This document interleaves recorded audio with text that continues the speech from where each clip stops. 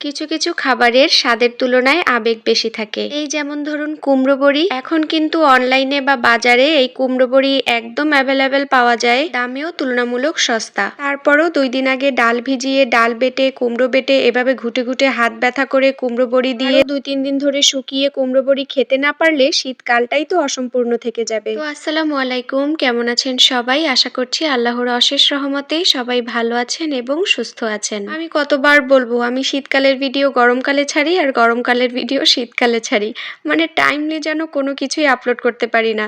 তো যাই হোক, এটা সেই কবের ভিডিও যেদিন আমরা কুমড়ো বড়ি দিয়েছিলাম, সেই ভিডিওটি আপনাদের সাথে শেয়ার করছি। এই বড়ি দেয়া শুরু করতে হয় একদম ভোরবেলা, যেন রোদ ওঠার আগেই বড়িগুলো দেয়া শেষ হয়ে যায়। আর বড়ি দেওয়ার আগের যে পূর্ব প্রস্তুতি, যেমন ডাল বাটা, তারপরে হচ্ছে কুমড়োটা রেডি করা, এগুলো আমি সবার শেষে দেখিয়ে দিব যে কিভাবে করতে হয়। আমি আর আম্মু তো ছাদে কাজ করছিলাম, তো আমার মেয়েও একদম স্কুলের জন্য রেডি শেডি হয়ে ছাদেই চলে এসেছে, বলছিল আমাকে এবার খাইয়ে দাও, আমি স্কুলে যাব।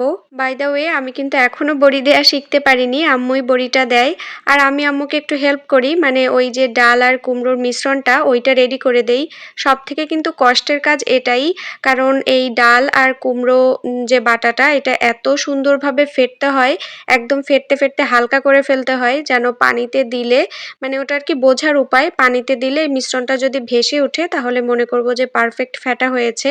কিন্তু ভাই, এটা করতে করতে একদম হাত ব্যথা হয়ে যায়।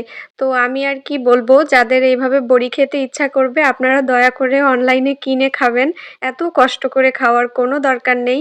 আসলে আম্মু প্রতি বছর দেয়, তো এই জন্য না দিলেও ভালো লাগে না। আর আম্মু বলে কেনা বড়ির স্বাদ নাকি আম্মুর ভালো লাগে না, আসলে নিজেরা বানাতে পারে, এই জন্য নিজেদেরটাই বেশি ভালো লাগে। অন্যান্য বছর আম্মু কিন্তু এই কুমড়ো বড়ির পাশাপাশি কচু দিয়েও বড়ি দেয়, সেটা এই কুমড়ো বড়ির থেকে দেখতে একটু কালচে মতন হয়, এতটা সাদা ধবধবে হয় না, কিন্তু খেতে কুমড়ো বড়ির তুলনায় কচুর বড়ি অনেক বেশি মজা। কুমড়ো বড়িটা আপনারা সচরাচর কিনতে পেলেও কচুর বড়িটা কিন্তু পাবেন না, ওটা খেতে হলে বাসায় বানিয়েই খেতে হবে। এই যে এভাবে কিছুটা শুকিয়ে যাওয়ার পরে পুরো উল্টো করে, মানে এই কাপড়টাকে উল্টো করে দেয়া হয়েছে, এবার খুব ভালোভাবে শুকিয়ে নেওয়া হবে। এই যে এবার আমি শেয়ার করছি বড়ি দেওয়ার প্রসেসিংটা, তেমন কিছুই না, আবার অনেক কিছুই।